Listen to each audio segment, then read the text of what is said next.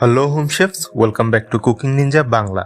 প্রতিবারের মতো আবারও আপনাদের জন্য নিয়ে আসলাম আরও একটা কেকের রেসিপি। আজ আপনাদের বানিয়ে দেখাবো তরমুজ theme cake homemade piping jail দিয়ে।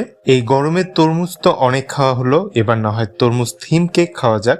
খুব সহজেই এই কেক বানিয়ে সারপ্রাইজ দিতে পারেন আপনার পরিচিত তরমুজ প্রেমীদের।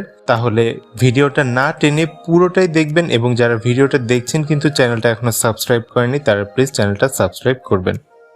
কেক বেস হিসেবে এখানে আমি 8 ইঞ্চি মোল্ডে করা 3 ডিমের ভ্যানিলা স্পঞ্জ কেক নিয়েছি। আর এই কেকের রেসিপি অলরেডি চ্যানেলে আছে, ডেসক্রিপশনে লিংক দিয়ে দিয়েছি এবং সব উপকরণ লিস্টও দিয়ে দিয়েছি। আর এখানে আমি 8 ইঞ্চি মোল্ডে করা 3 ডিমের কেক ইউজ করছি, কিন্তু এখানে আপনারা যে কোনো সাইজের রাউন্ড কেক ইউজ করতে পারেন। কেকটা সম্পূর্ণ ঠান্ডা করে মোল্ড আউট করে নিতে হবে। কেকের নিচে কিছুটা অংশ একটু পুড়ে গিয়েছিল, সেটুকু ব্রেড নাইফ দিয়ে কেটে সরিয়ে দিচ্ছি।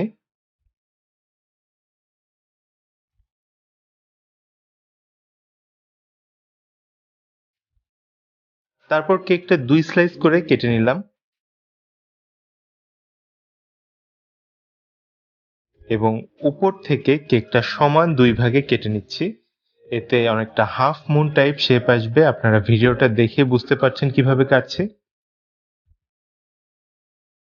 এবং কেকটা এখানে মোট 4 লেয়ার হলো।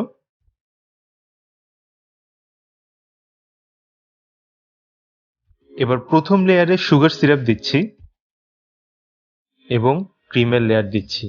এই পুরো কেকটা কভার করতে 3/4 cup Vivo red whipping cream bit করে নিয়েছি।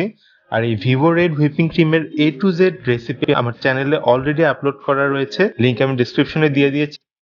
প্যালেট নাইফ দিয়ে ক্রিমগুলোকে সমান করে দিচ্ছি। তারপর কেকের আরো একটা লেয়ার দিচ্ছি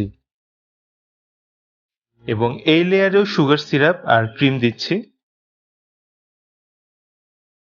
তারপর তৃতীয় লেয়ার দিচ্ছি এবং যথারীতি এখানেও সুগার সিরাপ এবং ক্রিম দিচ্ছি এবং সব শেষে ফাইনাল লেয়ারটা দিলাম। এবং কেকের এই লেয়ারে প্রথমে সুগার সিরাপ দিচ্ছি, তারপরে অল্প কিছু ক্রিম দিয়ে পুরো কেকটাকেই ক্রাম কোট করে নিচ্ছি। এবার পাইপিং ব্যাগ দিয়ে কেকের উপরে এবং নিচের সমান যে অংশটা সামনে, সেই অংশটায় সাদা ক্রিম লাগিয়ে নিচ্ছি। ভিডিওতে দেখে নিশ্চয়ই বুঝতে পারছেন কিভাবে আমি কোন সাইডটায় ক্রিম লাগাচ্ছি। এবার ক্রিমগুলোকে প্যালেট নাইফ দিয়ে সমান করে